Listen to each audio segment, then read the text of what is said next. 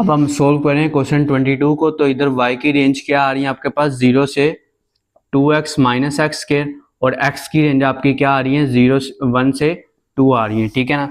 तो अगर मैं इधर देखूं तो अगर इधर एक x का बॉक्स बनेगा जो कि है 1 और 2, और एक आपका बॉक्स किसका बनेगा y is equal to square root 2x minus x square का।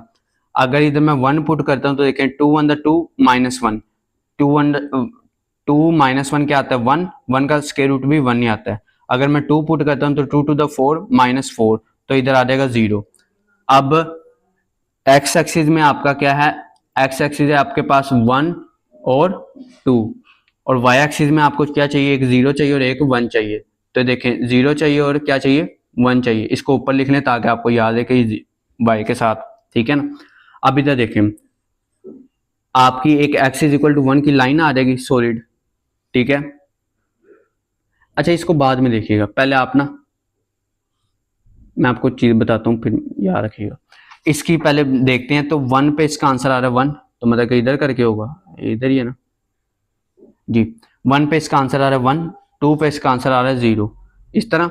अभी एक सर्कल है ना, ये देखें एक सर्कल है, तो इस तरह मिलेगा, ठीक है। उसके बाद अब ये हमें लाइन चाहिए ना, तो इसकी एक लाइन इस तरह ड्रॉ कर लेंगे, क्योंकि सॉलिड लाइन एक्स की एक बनती है, एक एक्स की दो लाइन सॉलिड बनती है, एक एक्स इज इक्वल टू 1 बनती है और एक एक्स इज इक्वल टू 2 बनती है।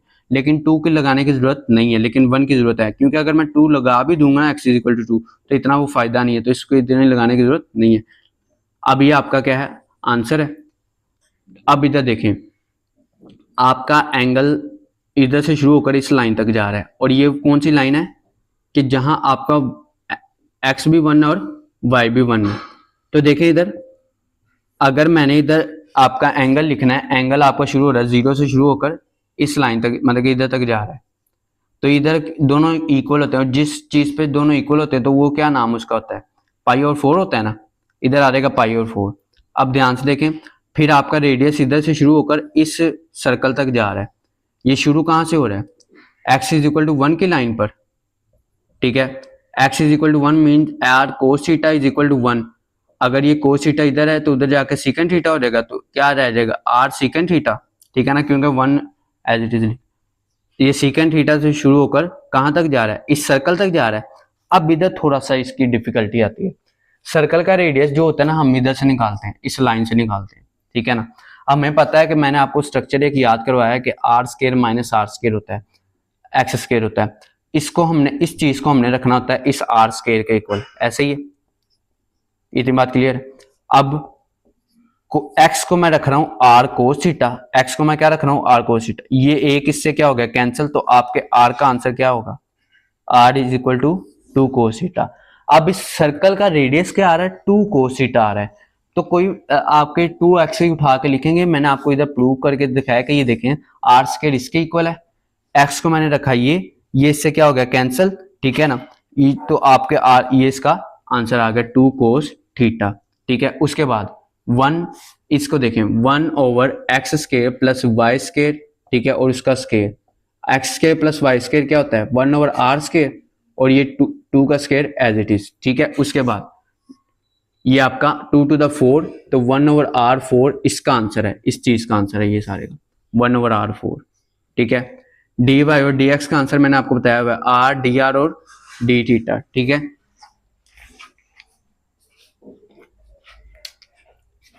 तो ये आर एक इससे क्या हो गया कैंसिल, तो देखें 0 से पाई ओवर 4 सीकेंट थीटा से 2 कोस थीटा, ये से कैंसिल तो 1 ओवर आर 3, ठीक है, डी आर और डी थीटा। अब ये वाला लेंगे,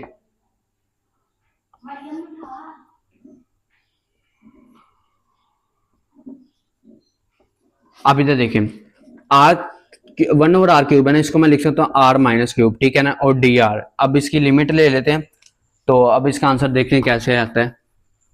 इंटीग्रेशन अप्लाई करते हैं, तो इंटीग्रेशन आर क्यूब पे किस तरह अप्लाई होती है कि इसमें से एक +1 हो जाता है, वही हम क्या लिख देते हैं नीचे लिख देते हैं, ठीक है ना।